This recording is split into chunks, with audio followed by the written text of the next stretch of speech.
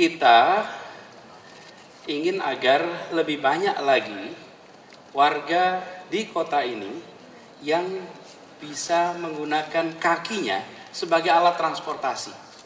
Karena sesungguhnya alat transportasi yang dimiliki oleh semua orang adalah kaki. Tapi kita selalu berasumsi alat transportasi itu dengan roda. Karena itu hanya kita buat jalan hanya untuk roda. Efeknya jalan-jalan di mana-mana hanya dibuat untuk motor dan mobil. Perhatikan semua kota-kota modern maju dunia selalu memberikan ruang yang cukup untuk pejalan kaki. Kenapa? Karena disitulah sesungguhnya interaksi di dalam kota itu terjadi. Dan nonton semuanya, banyak dari tempat-tempat yang sebenarnya kita bangun kelihatannya lebar. Sebetulnya kalau kita perhatikan itu bukan mengurangi ruang jalan.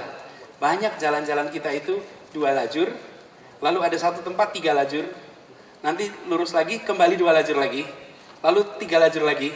Itulah yang menyebabkan kemacetan. Karena itu yang kita kerjakan adalah dibuat konsisten. 2 lajur semua, 3 lajur semua, kanan kirinya dirapikan trotoarnya. Dengan cara seperti itu, mudah-mudahan nanti warga Jakarta lebih banyak bisa jalan kaki di kota ini. Terus yang ketiga, soal Pelikan Crossing. Iya, Pelikan Crossing ini agak seru. Waktu itu di sekitar Bundaran HI. Jadi ceritanya begini, teman-teman sekalian. Di kawasan Bundaran HI, ketika kita mulai menggunakan Pelikan Crossing, di situ banyak gedung-gedung tinggi dan jalannya cukup panjangnya untuk dilewati berjalan kaki serta kecepatan mobilnya rendah. Sesudah dihitung, dilihat kecepatan mobilnya, dilihat kecepatan perjalanan mobil, volumenya, lalu kita ubah dari JPO menjadi Pelikan Crossing. Apa yang terjadi? Sesudah ada Pelikan Crossing, maka warga penyandang disabilitas lebih mudah untuk berpindah. Orang tua menyeberang jauh lebih mudah. Ibu-ibu yang dalam kondisi mengandung dengan mudah berjalan menyeberangi lintas jalan raya. Seketika masih pakai JPO jarang. Dan efek lain adalah pergerakan antar kantor tinggi.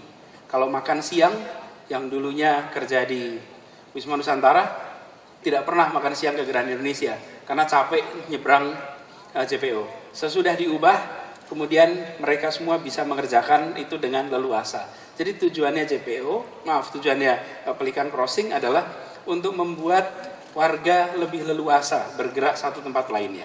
Tapi di jalan yang kecepatan mobilnya tinggi, lebarnya besar, kita tidak bisa bangun Pelikan Crossing. Jadi Pelikan Crossing itu bukan satu pendekatan untuk semua jalan, bukan. Di tempat tertentu pakai Pelikan Crossing, di tempat tertentu harus JPO. Lihat di Gelora dekat sini. Di Gelora nggak bisa pakai Pelikan Crossing. Kalau di situ ada kecepatan mobil tinggi, risiko kecelakaan amat tinggi. Karena itu kalau di sini pakainya JPO. Jadi approach kita adalah bukan one solution for all, tapi solusi sesuai dengan masalah yang ada di tempat itu. Itu sebabnya kita pakai Pelikan Crossing. Nah, teman-teman sekalian, sesudah kita ngobrol itu, saya ingin ceritakan ini sebuah forum di mana begitu banyak orang-orang kreatif berkumpul. Di sini anak-anak muda, penuh ide, penuh gagasan, berinteraksi. Karena itu saya ingin berbagi dalam kesempatan ini cerita tentang Jakarta. Jakarta yang ingin kita bangun dan sedang kita bangun adalah Jakarta yang ingin mendekati pembangunan dengan pendekatan kolaborasi.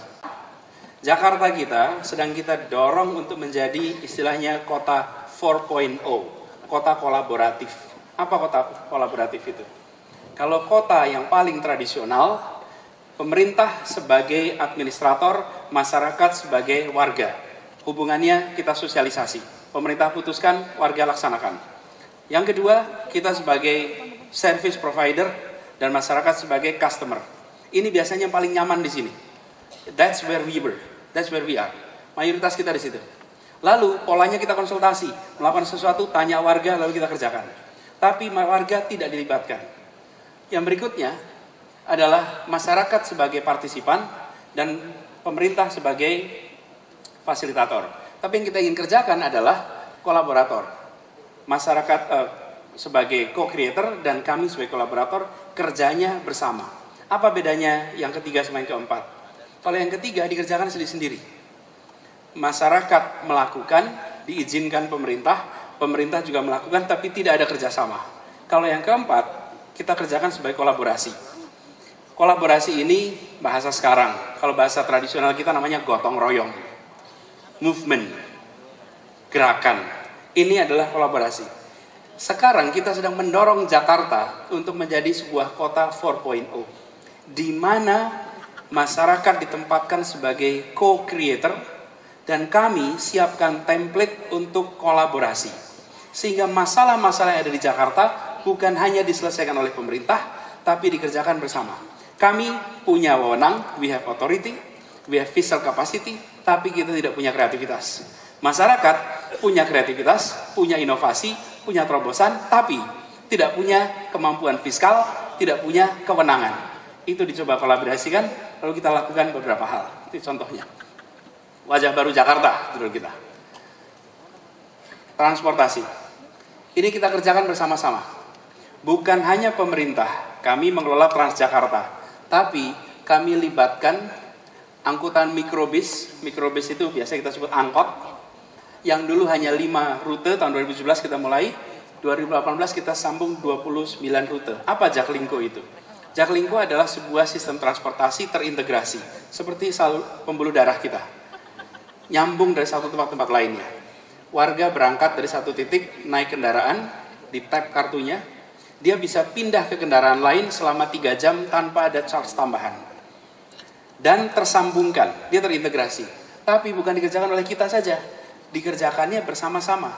Kami bukan membangun mikrobis, kami ajak perusahaan-perusahaan pengelola mikrobis untuk kolaborasi menyiapkan transportasi. Dan kami membayar mereka per kilometer, bukan per penumpang. Efeknya nggak ngetem, karena mereka ngejar putaran. Dari mana ngukurnya? Alhamdulillah pakai ada alat ini. Sehari ketahuan berapa kilometer minimum, maksimum berapa.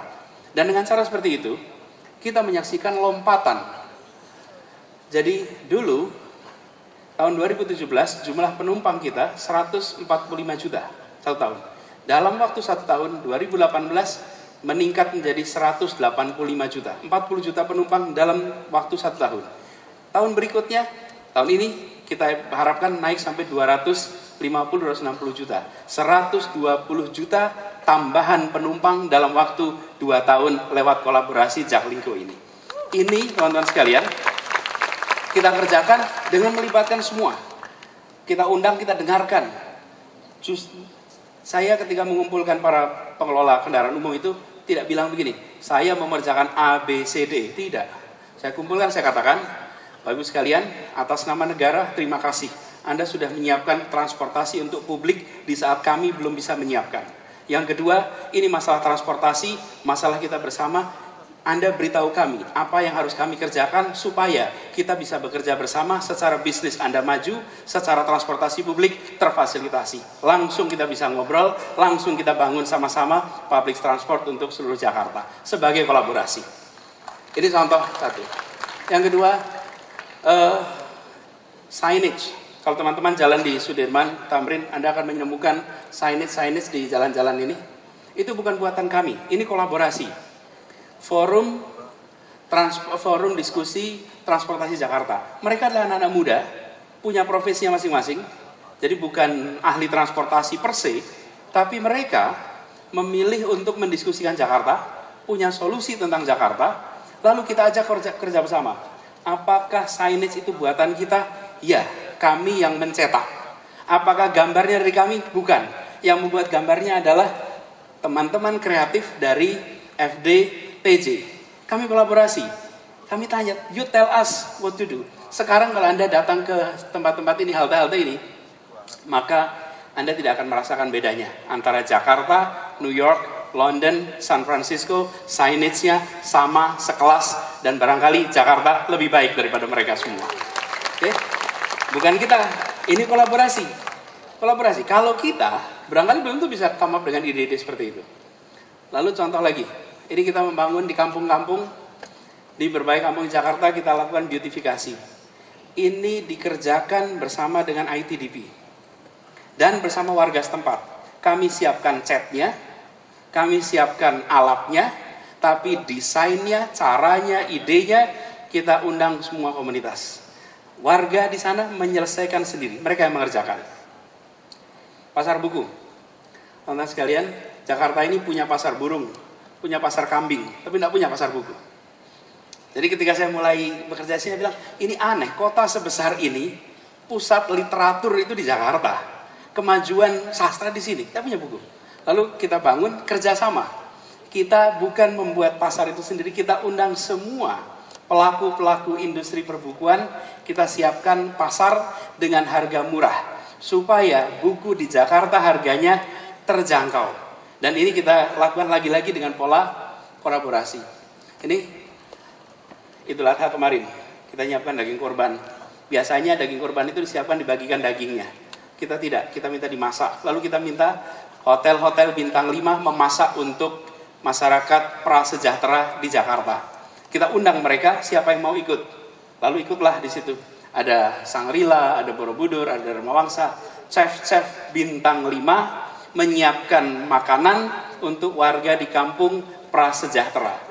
Dan itu mereka kerjakan secara sukarela pro bono. Dagingnya diantar, mereka masak, lalu kita kirimkan. Begitu ini dikerjakan, begitu banyak hotel-hotel di Jakarta yang menghubungi para pimpinan hotel-hotel ini dan mengatakan, we want to be part of it. Kami tidak lakukan instruksi. Bisa gubernur kirim surat kepada semua hotel di Jakarta, diwajibkan membantu, dan pasti hotel itu membantu. Tapi kami tidak melakukan itu. Yang kami lakukan adalah, kami akan mengerjakan seperti ini, kami membutuhkan Anda datang dengan semangat untuk pengabdian juga. Dan yang merespon adalah 5 hotel besar waktu itu. Jadi 5 hotel ini melakukan, apa yang terjadi? Yang lainnya sekarang mau ikut. Tahun depan kita akan punya lebih dari 25 hotel bintang 5 yang akan masak untuk masyarakat miskin di Jakarta. Jadi kolaborasi itu datang dari hati, bukan karena instruksi gubernur, bukan karena peraturan pemerintah, tapi karena ada encouragement dan ada perasaan satisfaction di situ. Ini contoh Jakarta Art Week, kita dengan Mas Iwet, kita kerja bersama. Teman-teman bisa lihat di situ MRT, halte-haltenya, kemudian pintu-pintu masuk MRT menjadi tempat untuk karya seni. Itu bukan kita yang ngerjain. Kemudian musik, kesenian. Teman-teman sekalian, ada musik tepi barat di Jakarta, di sepanjang Sudirman Tamrin. Di Monas, panggung senja setiap Sabtu sore. Lalu di banyak tempat kita mengundang musisi untuk tampil. Wayang kita undang di Ancol, di Balai Kota, dan ini semua dikerjakan secara kolaborasi. Ini yang paling kanan, Jakarta Sinfonia Orkestra dan Jakarta Oratorio Society bersama-sama di Monas. Mereka menyelenggarakan, bukan kami. Kami tidak pernah mengklaim itu kami menyelenggarakan, bukan.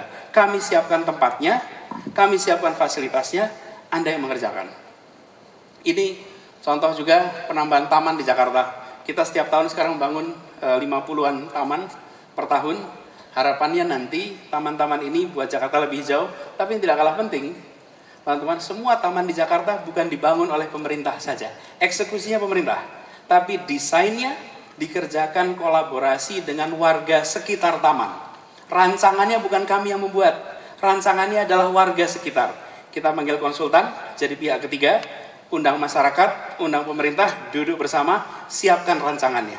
Dan apa yang terjadi? Perasaan kepemilikan atas taman itu bukan hanya di kami, tapi justru ada di warga.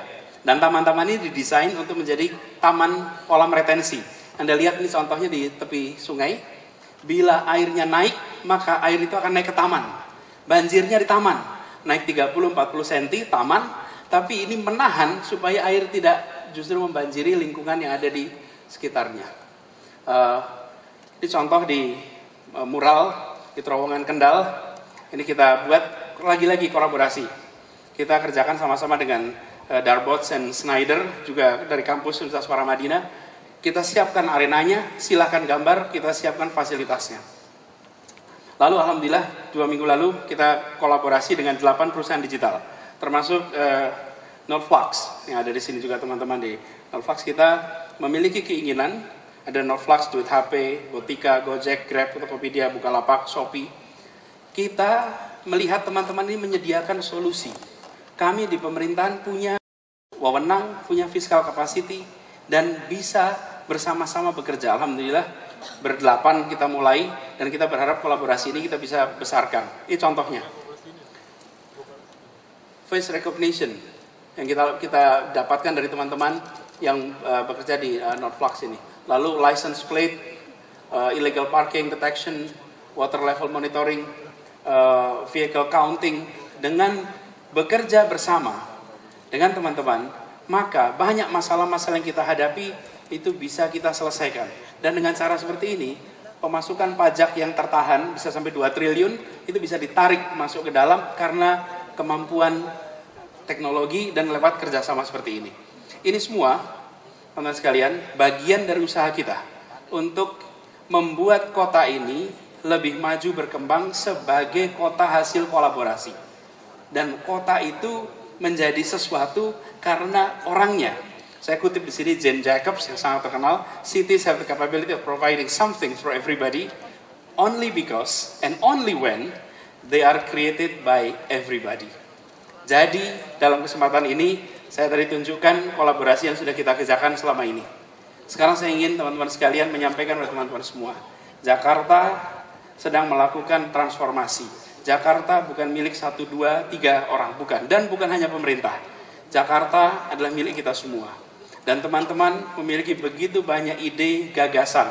Saya ingin dalam kesempatan ini menyampaikan kepada teman-teman semua, I'm humbly honored to invite you.